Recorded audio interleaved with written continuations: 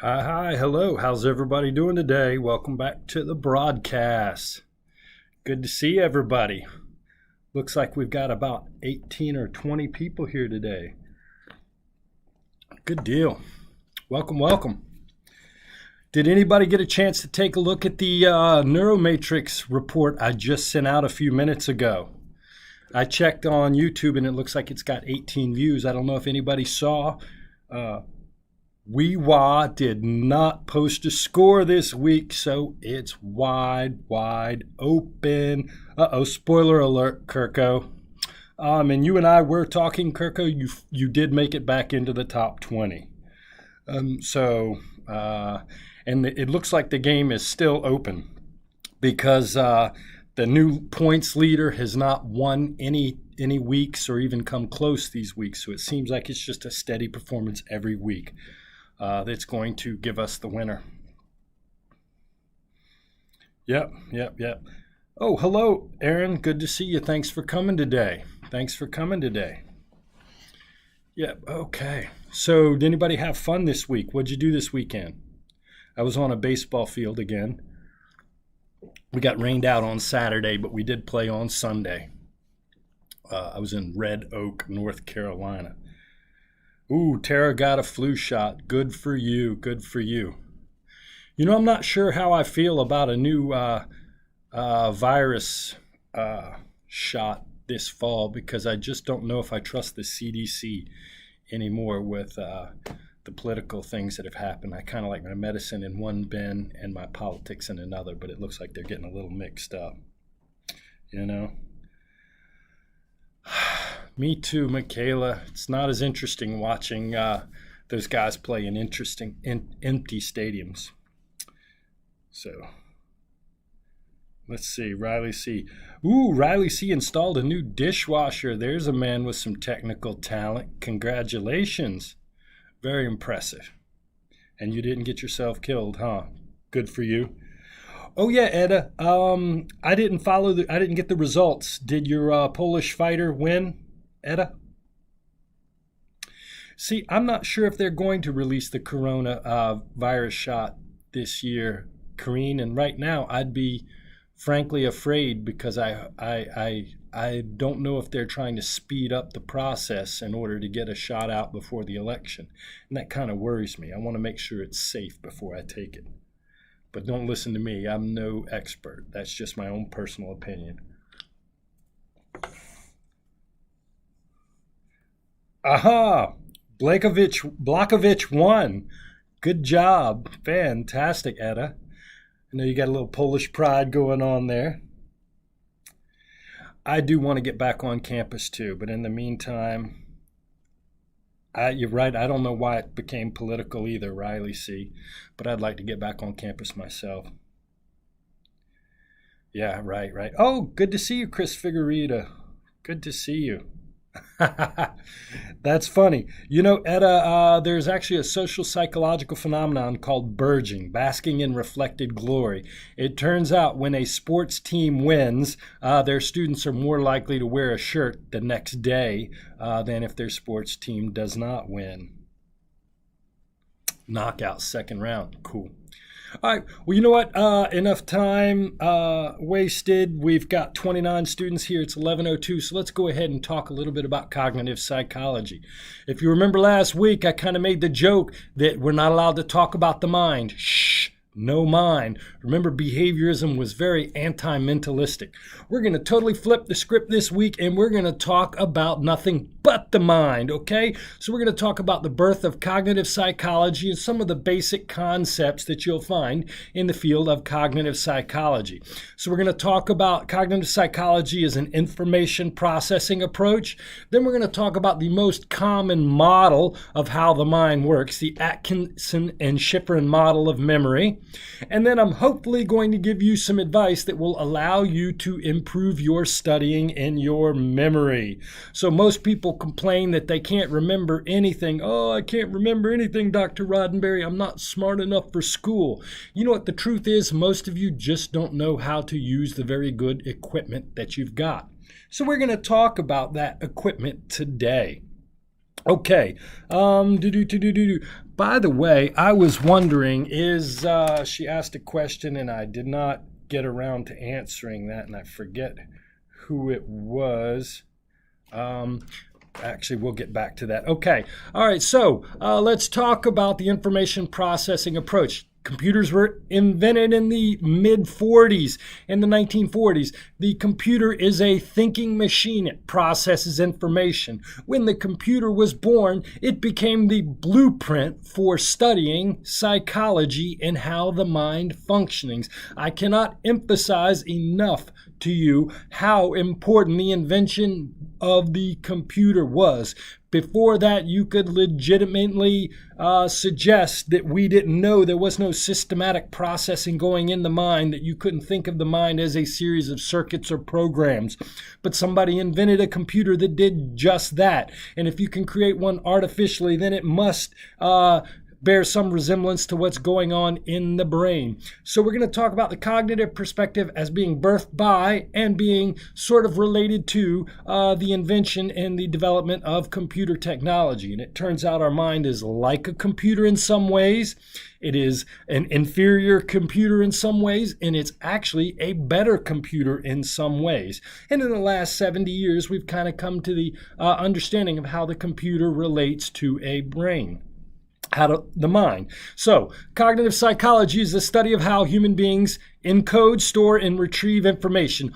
All of the intellectual processes that people engage in when they're processing information. Think of cognitive psychology as a study of information processing.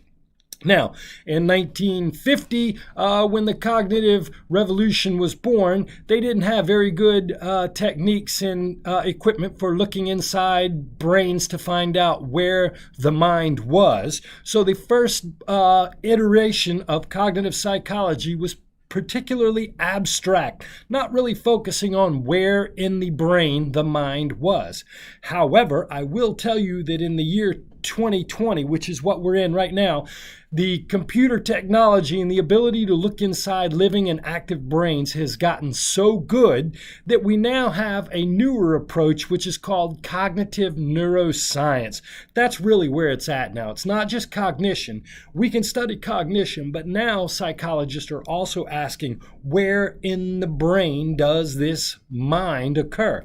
And we're going to talk about that a little bit later at the end of class. But just think of cognitive psychology and the cognitive neuroscientific point of view as being interested in studying the processes, the program that exists in your mind.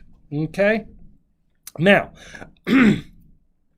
so the cognitive approach was inspired by dissatisfaction with the behavioral approach. If you remember last week, we talked about insight learning and modeling and the fact that there were things the behaviorists couldn't account for in their theories of human functioning. And that dissatisfaction led to the cognitive approach, along with this example of a thinking machine, a computer.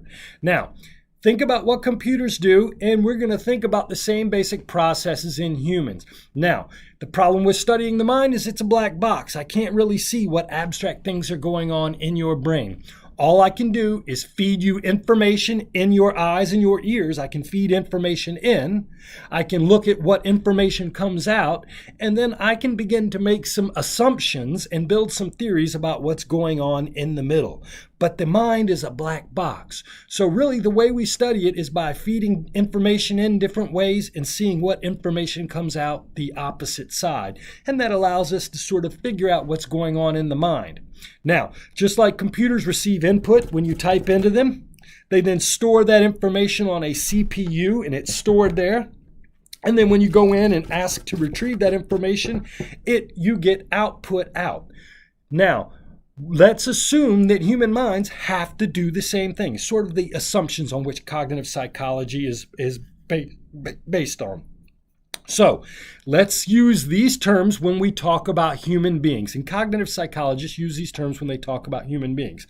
Now, when you get information into a part of your mind, we're going to call that encoding information, okay? If you're paying attention to me right now, you are encoding information in your short-term memory.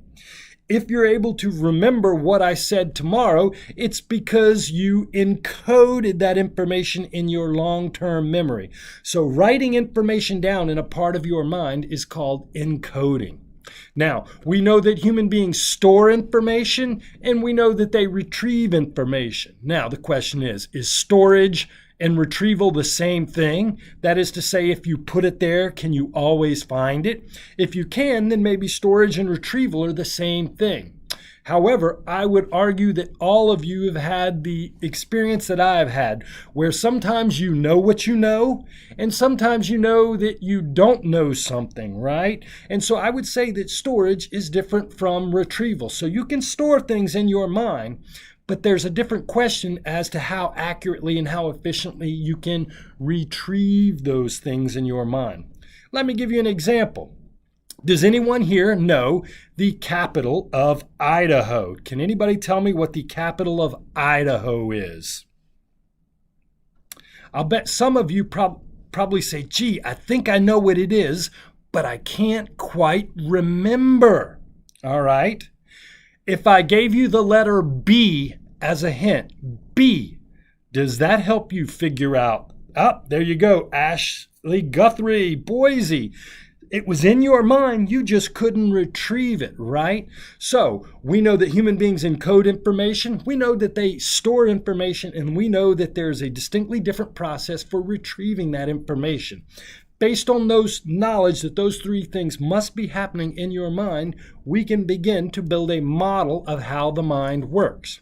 Now, here's a picture in your book that represents the current, in a sense, model of the mind. Now, there are some details and some variations and some complexities now ascribed to that you'll probably learn about in a cognitive psychology class. But here for the introductory psych lecture, I just want you to focus on these three basic processes, three general memory stores that we believe human beings have inside their mind.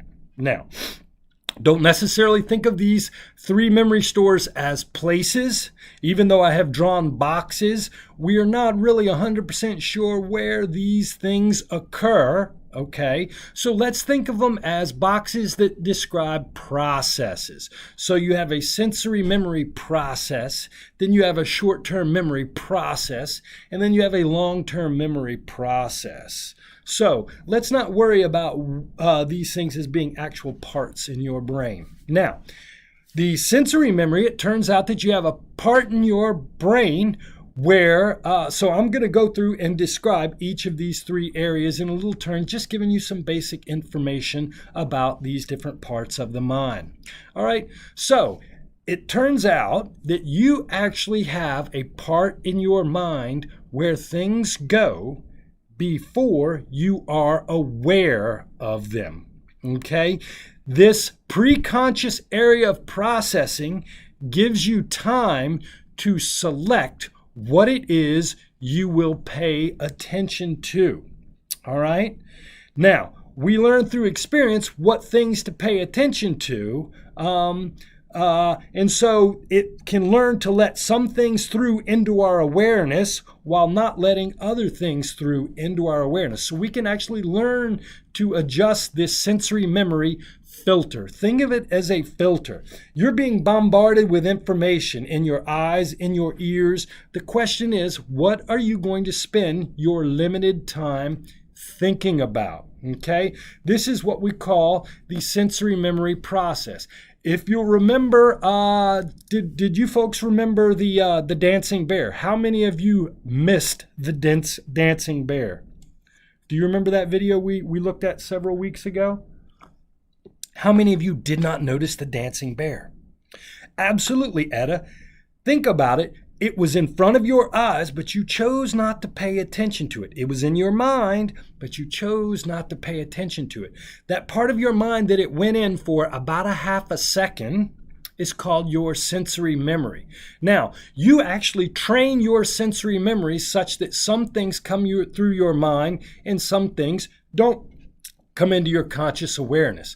I'm going to give you an example. Okay, what I want you to do for me is I'm going to give you a list of words. And I want you to read these words from left to right, top to bottom, just like you're reading a book.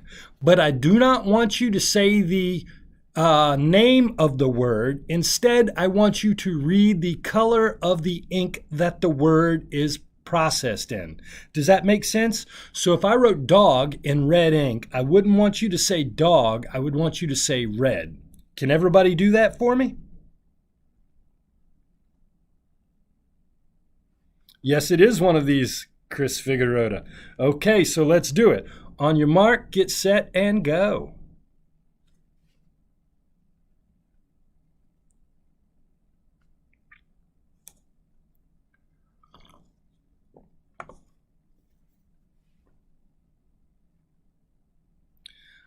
Explain to me what's going on here. What is your brain wanting to do? What is your brain wanting to do?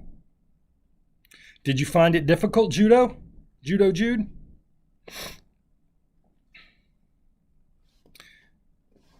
It was difficult to do it, right? Because instead of what you're supposed to be reading is red, blue, green, yellow, green, black, blue, red, orange, yellow, black, yellow, blue, right? It took forever, and that's because your brain, your sensory memory has been trained to always let the semantic information come through. The color isn't always important. For you, the thing that's important is the semantic information. So this is a demonstration of how you've trained your sensory memory to let some things into consciousness, because I want to say purple when the correct answer is red. So there are some examples of the sensory filter at work. When you missed the moonwalking bear, it didn't get in your consciousness. You saw it, but it didn't get in your conscious awareness. The Stroop Effect that we're showing right here is another sensory memory effect. And there's actually this thing called the cocktail party effect. They put a pair of headphones on, people play one message in one ear and another message in the other ear, and they ask the people to pay attention to one ear. And it turns out people don't hear anything in the other ear if they're not paying attention to it, with the exception of one thing, their name. Think about it. When you go to a cocktail party or a party and you're talking to a person that you're interested in, you're able to block out all the words and the noise. But the one thing that seems to bust through our consciousness is our name. If you hear that, suddenly it catches your attention. And you might ask yourself, why does that happen? But all of these are, in a sense, demonstrations of your sensory memory at work. I do like luminosity and other sort of intellectual games. I feel like I'm honing the knife and keeping it good and sharp, Kirko. Okay, now, let's then go back and talk about a second part of your mind called the short-term memory. Now, if any of you are EMTs, you've probably been told that your short-term memory is what you can remember for the last 24 hours. I don't want you to think about it that way. I want you to think about it like a cognitive psychologist thinks about it. The short-term memory is what's in your conscious awareness right now. No, right now. No, right now.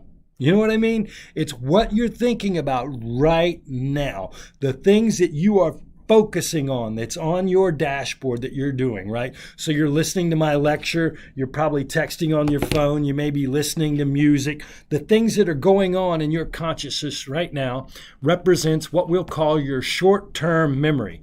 Now, and according to psychologists, it is a very small desktop that you can work on, right? In fact, the number cited by a fellow named George Miller is called the magic number 7, plus or minus 2. And what he found is that human beings are good at manipulating about 7 categories at one time, somewhere between 5 and 9 categories at one time. Unless they're an expert who have trained their short-term memory, that's what we'll call the average short-term memory size, or what we'll call your digit span. All right. Now, as long as you're thinking about information in your short-term memory, you will keep it there. So if I tell you to keep thinking about box, dog, and rat, rock. Think of those three words, box, dog, and rock.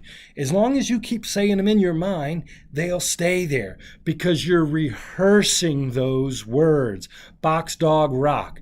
However, what cognitive psychologists have found is that as soon as you quit thinking about box, dog, and rock, they're only going to stay in your short-term memory for about 20 seconds. If we focus on something else and you start paying attention to me talking about other things, in about 30 seconds, you might not be able to remember box, rock, and dog unless you keep thinking about them. So let's think about your short-term memory. It's your conscious awareness. It's your desktop. It's very small. We can think about seven different categories or objects at any one time. And while we're thinking about them, we are engaging in what we'll call rehearsal or active manipulation of information in our short-term memory. Now, I tell you that, now I'm going to give you a little bonus to how to improve your short-term memory. Now, it turns out that your short-term memory can hold 7 plus or minus 2 chunks of content so he can memorize it. Absolutely. So, Kareen, actually, I'm going to come back to that, Kareen, when we talk about the quality of rehearsal. Remind me to do that. Okay, short-term memory can hold 7 plus or minus 2 chunks of content at any one given time. Now, what happens when you overwhelm someone's short-term memory? So, Kirko, I need you to pick up some things from the grocery store when you're there for me. I need you to pick up bananas, detergent, grapes. I need some yogurt. I need some coffee. We need some garlic powder. I need some beer. I need some aspirin. I need some milk. If you can get me some bread too. If you could get me some cheese dip, some granola bars, and some. Exactly. You're totally lost, right? I have stressed out your short-term memory, right? And you folks probably have the experience that you can keep some of the things that I asked you for in your mind, but you can't hold them all, right? That's because we've stressed out your short-term memory. What happens when you overwhelm someone's short-term memory? It turns out that they tend to remember the first part of the list, and they tend to remember the last part of the list, and they usually forget the stuff in the middle. Okay? And Etta is right. To the degree that we have tools to help us remember things, we don't develop our memory abilities. I will tell you, folks, that memory is not a genetic talent. It is a skill that you develop. If any of you have learned how to ride a bike, play basketball, baseball, or any skill you have ever learned, I will tell you that it is the exact same thing with memory. Most people live under the illusion that memory is something you are born with. It is not that at all. It is a skill that you have to practice. You have to learn the correct way to use it, and then you have to practice it. Okay? And I'll bet your grandma probably had some cool little trick that helped her remember everything, Etta. And hopefully I can give you a trick or two to help you.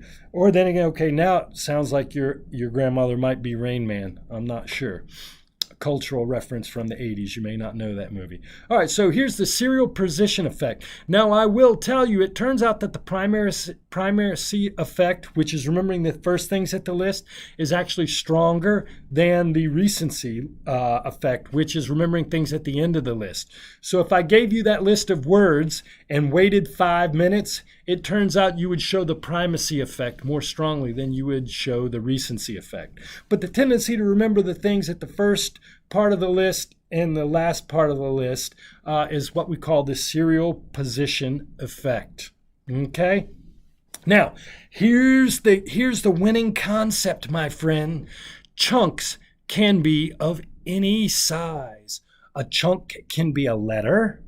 A chunk can be a word. Or a chunk can be a phrase. So you can think of CAT as 3 of your 7 chunks that you can keep in your mind. But if you put them together into cat, then it only represents 1 chunk in your mind. Now you can take the letters CATINTHEHAT and think of that as 3, 6, 9, 11 chunks. Or you can put it together as 4 chunks, cat in the hat. Or you can put it all together and think of the title of a book by Dr. Seuss and think of Cat in the Hat as 1 chunk. So what you can do is in order to increase the short-term memory, is to put those things together. So, Kirko, I need you to pick me up some groceries from the store. I need you to pick me up some eggs, some cheese, and some bread. Now, you can think of those as 3 things, or you can think of it as a fried egg sandwich. And in a fried egg sandwich, I need bread, I need cheese, and I need an egg. So instead of 3 grocery lists, you've now got 1 thing, right?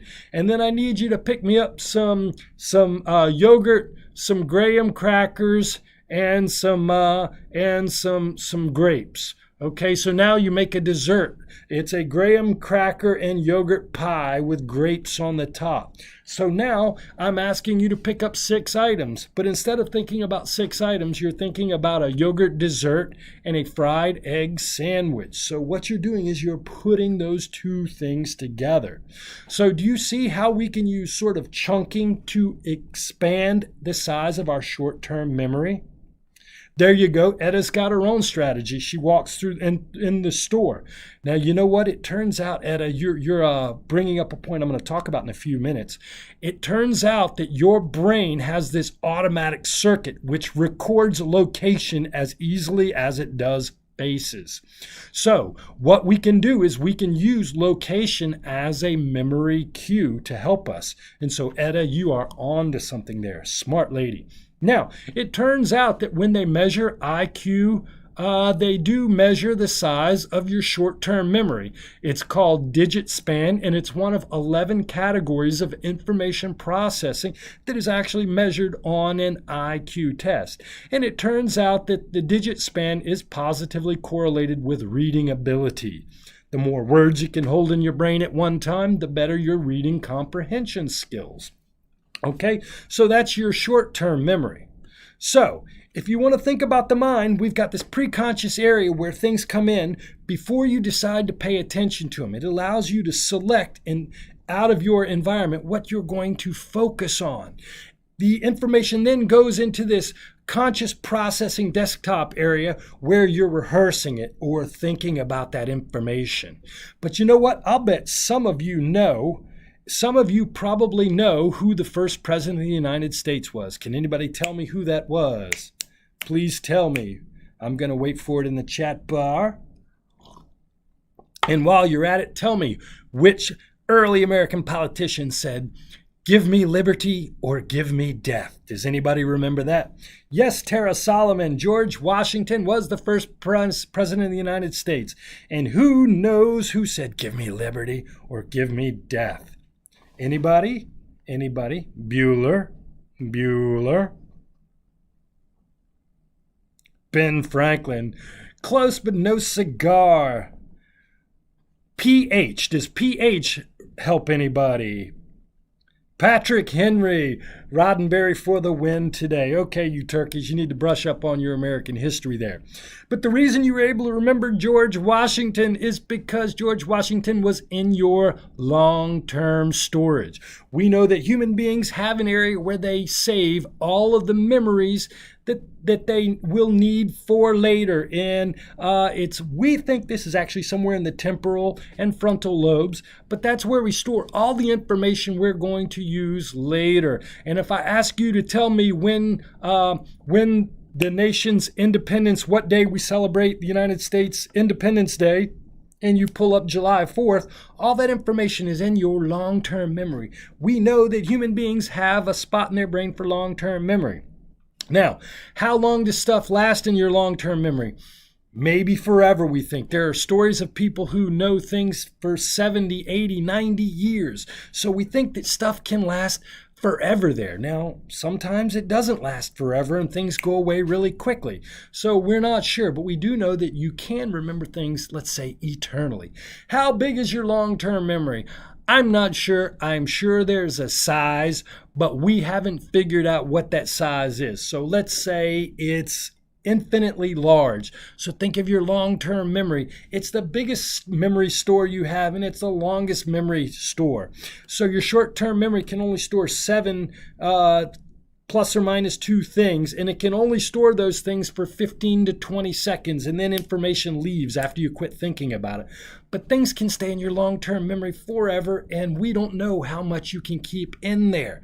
So that's a third part of your mind. Now, what determines whether or not it gets into your long-term storage is how you rehearse it. Rehearsal is the key. So whether or not information is encoded into the long-term memory depends upon the quality of the rehearsal.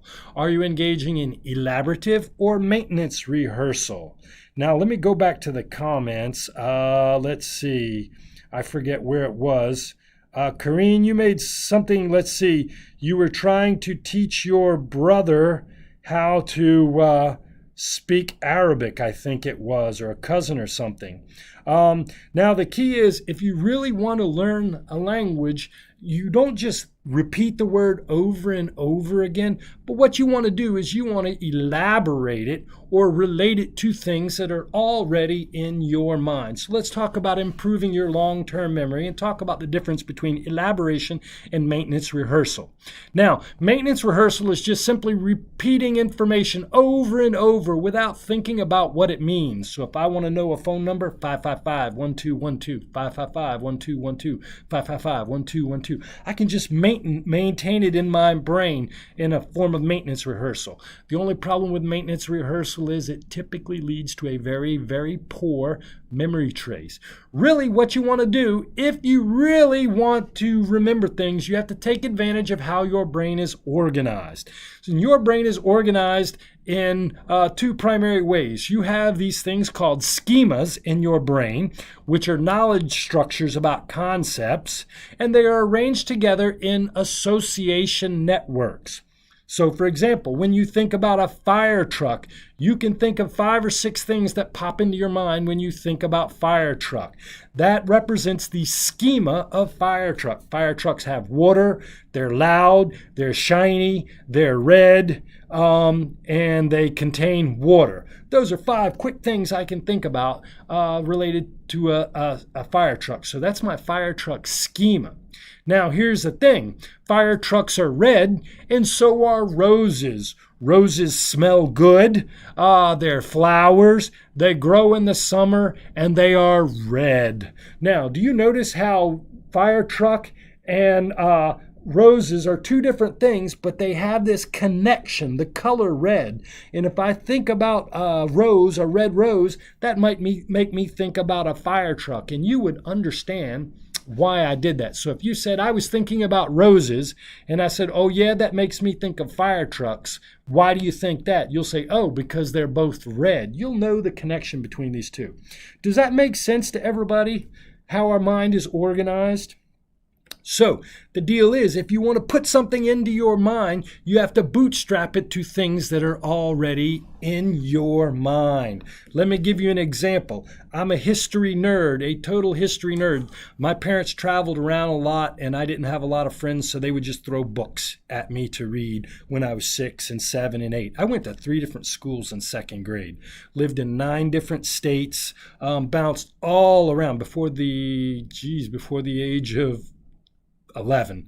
Okay, so I moved around a lot. So all I did was read history, and I loved it. Now, I had a friend many years ago gave me his phone number, and he said, Chris, my number is 776-1066. Now, I saw Kirko was talking about phone numbers earlier. Yes, you can use tricks to remember phone numbers. I remembered his phone number super duper easily because I broke it down into 2 historical dates. 776 reminds me of the U.S. independence, right? 1776. So I related the first 3 digits to that historical date.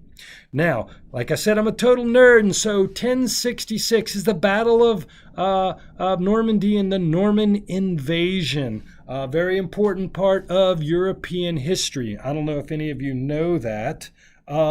Maybe Etta, coming from Europe, might know that. And so 1066 is an important historical date. So instead of thinking about my friend Linwood's phone number as 7 digits, I put it in my mind as the U.S. independence and the Battle of Hastings. And so whenever I say, hey, I want to call Linwood, all I do is think about those 2 historical dates, and it automatically pulls his number out of my long-term memory. And so what I'm doing is engaging in elaborative rehearsal. If you want to remember things, relate them to things that you already know, right? So chest. That's how you say hi informally in Polish. And I think of, if I'm saying that, I like the game chess. So in my mind, to say hi in Polish, you offer somebody a game of chess, but add an I and a T in there. Chest. Did I get that right, Etta? The pronunciation probably sucks, but I understand the concept, so you got to help me out there. Okay, good enough. All right, so that's how you do it. Now, in your book, they're going to give you a quick summary information of the different parts of the brain. I'm not going to go over this again because that's what I've been talking about for the last 30 minutes. But go to this chart if you want to kind of get down the idea of what goes on in these 3 different memory stores that human beings have. So, how do I improve my memory, Chris? Here's what I'm going to show you. There are some tricks and tips you can use to improve this memory muscle that you have. Remember, it's not God-given, it's a muscle. And just like if you look at these huge biceps, I work on them every day. And you need to work on your mental biceps if you want to really improve your memory. Okay? So, here's what a fellow over 120 years ago found out, a fellow named Hermann Ebbinghaus. He studied people's ability to learn nonsense syllables. He made up these nonsense syllables and then would learn them and see how long it took him to forget them. And what Hermann Ebbinghaus found was no matter how smart you are, the first time you learn something, you will forget 50% of it within the first hour. If you forget things after you learn them, don't despair and say, oh my God, I'm a terrible student. No, you are actually quite normal if you do that. So how do you overcome this problem? He found that he would have to go back and relearn the material a second time. And then he would forget a little less. And then he would relearn it the third time. And then he wouldn't forget much at all. So the key is, if you really want to remember something, you have to overlearn it. I know you folks don't want to hear this, but there's basically no shortcut around just processing it multiple times. Now, we have this concept in psychology known as memory consolidation. The reason you do not remember your dreams is because your dreams are not consolidated. They aren't processed through your hippocampus.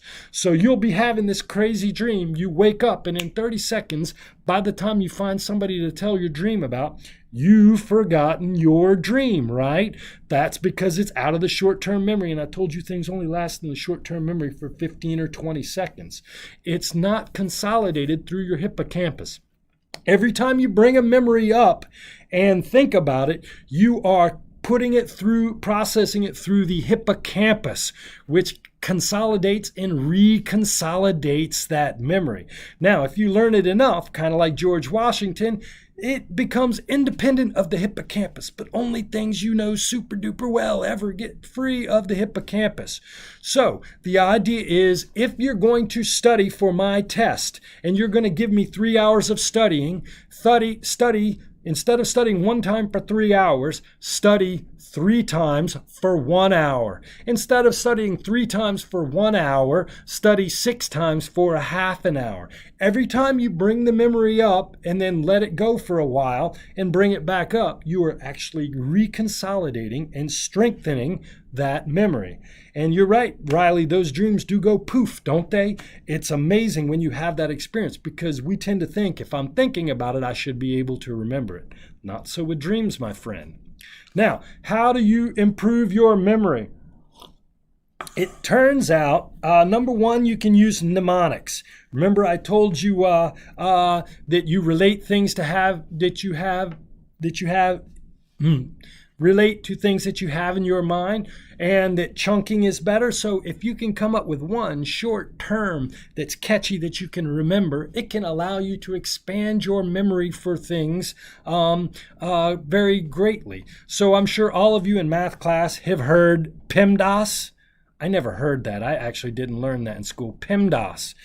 Please excuse my dear Aunt Sally. Can somebody tell me what that is for? What's PEMDAS for? By the fact that Chris says, ugh, I'm going to expect that they know what I'm talking about. The order of operations. Anybody ever heard of every good boy does fine? Everybody heard of every good boy does fine? What does that refer to? There you go, Gerald's on it. I know we have a music. There we go. Reading music, the scale. Absolutely. You know what I learned in 7th grade from Mrs. Douglas? I learned Kathy pulls candy on Friday. Good stuff. Anybody know that? I guarantee you don't know that. Kingdom, phyla, class, order, family, genus, species. Kathy pulls candy on Friday. Good stuff. And I learned the order of the operations. So you should get used to using mnemonics and make them up whenever you can.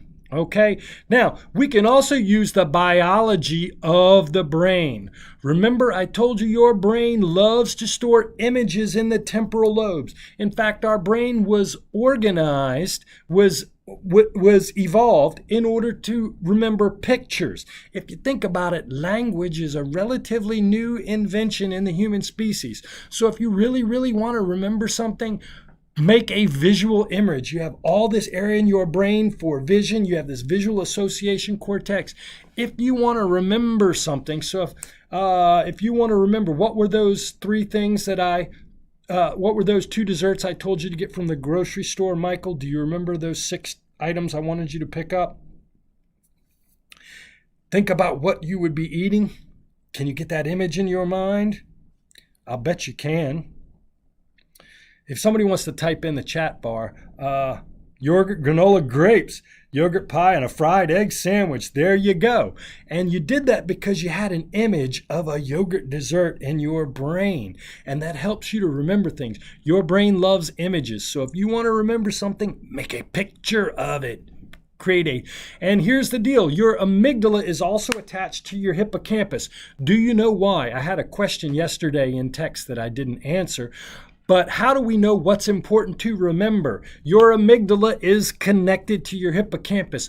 Those things that make an emotional impact on you are the things that you will remember. So if you want to remember something, don't just make it an image. Make it a funny image. Make it a scary image. Make it a sad image. Make it an emotional image, because your amygdala helps tag things. So maybe imagine me with an egg sandwich on top of my head holding a goofy yogurt dessert, right? And if you have that funny, crazy image, it's easy for you to keep that in your mind. Check this out. In about 2 weeks, I'm going to ask you what was on the grocery list, and I guarantee you will remember it because it was funny and visual. Okay? Now, we don't have time to do this today, but I might visit this a little bit in webinar. The hippocampus actually has circuits that provide a map for you, because it is very important evolutionarily for you to remember where food is. Where is the water? Where is that berry bush? Where can I find those animals I want to eat? Your brain has 2 different circuits located in and around the amygdala and the entorhinal cortex that are responsible for locating you in space. So if you really want to remember something, what you can do is imagine a place where you live, or imagine that grocery store like Etta said. Imagine yourself walking up and down the aisles of the grocery store, and you will find the objects you want to remember in the places that you left them. We're going to talk about this in webinar, I think, just for a little little bit. And I'm going to show you an instructional video by a fellow named Luis Angel, who was a community college dropout that turned into a United States memory champion and now coaches people on building better memory. And one of the things he really focuses on is the method of location as a good memory strategy. So we'll talk about that on Wednesday. Yes, absolutely, Michaela. He in one of his videos, he shows his early transcript from college, at community college, making D's and F.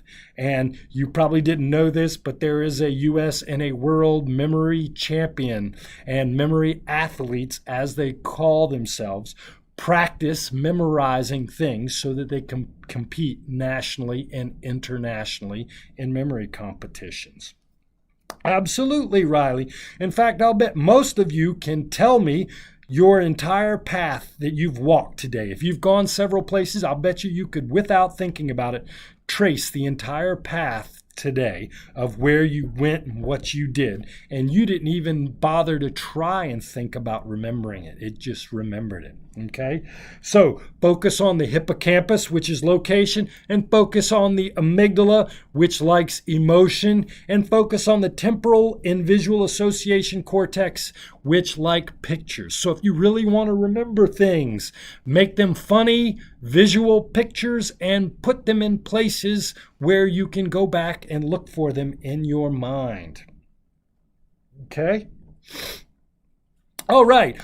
Sorry for taking 45 minutes. I hope you enjoyed today's lecture. I introduced to you the idea of the information processing approach, the idea of thinking about the computer. The human mind is being similar to a computer and functioning, processing information in different ways as a computer might do. I introduced you specifically to the Atkinson and Shiffren model of memory and talked about 3 different processes or memory stores that we engage in. And I kind of suggested to you maybe some strategies that you might begin using to improve your own memory. Remember, memory is not something you're born with. It is a skill you practice and develop. It is a muscle that you have to work on. And the more you work on it, the better it gets. So, does anybody have any questions? Okay, let's see. Tonight is our first webinar. Please don't forget to watch the video Picking Cotton. What we're going to be talking about on Thursday is how our memory fails us and how memory has limitations. And so tonight we're going to talk about a story in which a guy was sent to prison for 13 years based on a false eyewitness memory. And I'm going to suggest to you ways in which we need to think about the limitations of the mind and how we need to be careful when we're dealing with what we call episodic memories or memories for events. Does anybody have any questions? If not, I'm going to log off now, but I will see you tonight in webinar or Thursday in class. Take care and have a great day.